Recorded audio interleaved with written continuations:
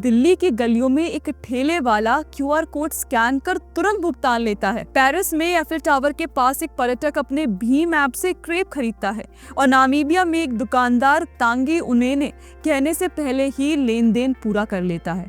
ये है यूपीआई, भारत का यूनिफाइड पेमेंट इंटरफेस, जो न केवल भारत में डिजिटल भुगतान का चेहरा बदल रहा है बल्कि वैश्विक मंच पर तहलका मचा रहा है। जिन लोगों ने इसका मजाक उड़ाया, जैसे पी चिदम्बरम, आज उनकी बातें हास्यास्पद लगती हैं जब नामीबिया और त्रिनिदाद और टोबैगो जैसे देश यूपीआई को गले लगा रहे हैं। इसके ऐसे ही कमाल के फीचर्स के बदौलत यूपीआई वैश्विक यात्रा पर निकल चुका है। 2025 तक यूपीआई 8 देशों में अपनी मौजूदगी दर्ज कर चुका है, जिसमें नामीबिया अफ्रीका का पहला देश और त्रिनिदाद और टोबैगो कैरेबियन का पहला देश बन चुका है। यूपीआई किन किन देशों में अपनी धाक जमा चुका है, उसके लिए आप इस लिस्ट को देखिए। 2021 में भूटान में रॉयल मॉनेटरी अथॉरिटी के साथ क्यूआर बेस्ड पेमेंट शुरू हुआ। 2022 में नेपाल में गेटवे पेमेंट सर्विस के साथ सीमा पार P2P और P2M लेन देन। सिंगापुर में पेनाउ के साथ integration into tourism and retail में इससे पेमेंट हो रहा है। संयुक्त अरब अमीरात ने 2021 में ही दुबई मॉल जैसे प्रमुख केंद्रों में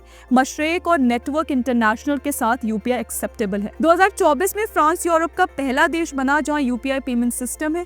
यहां पर एफिल टावर पर यूपीआई की शुरुआत हुई है। 2024 में श्रीलंका में भारतीय पर्यटकों के लिए डिजिटल भुगतान को बढ़ावा मिला है। 2024 में मॉरिशस में यूपीआई और रुपे कार्ड के लिए समर्थन मिला।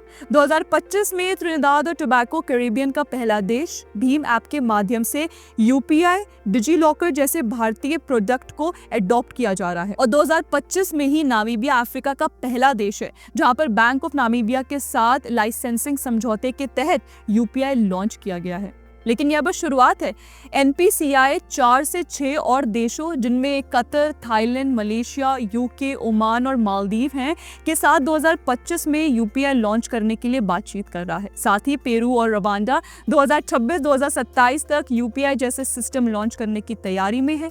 जापान G7 चर्चाओं के बाद यूपीआई इंटीग्रेशन पर विचार कर रहा है और फिलीपींस भी सहयोग के लिए एक्साइटेड है। इसके साथ ही बैंक फॉर इंटरनेशनल सेटलमेंट का प्रोजेक्ट नेक्सस, जिसमें मलेशिया, थाईलैंड, सिंगापुर और फिलीपींस शामिल है, 2026 तक यूपीआई को रीजनल सिस्टम्स के साथ जोड़ेगा। आप इससे समझ रहे होंगे कि भारत के यूपीआई सिस्टम ने देश में तो डिजिटल क्रांति लाई ही है, साथ ही ये ग्लोबल प्लेटफॉर्म्स पर भारत की सॉफ्ट पावर बन रहा है। आप गर्व कर सकते हैं कि भारतीय प्रोडक्ट ने अपनी खूबियों के चलते ग्लोबली अपनी जगह बनाई है।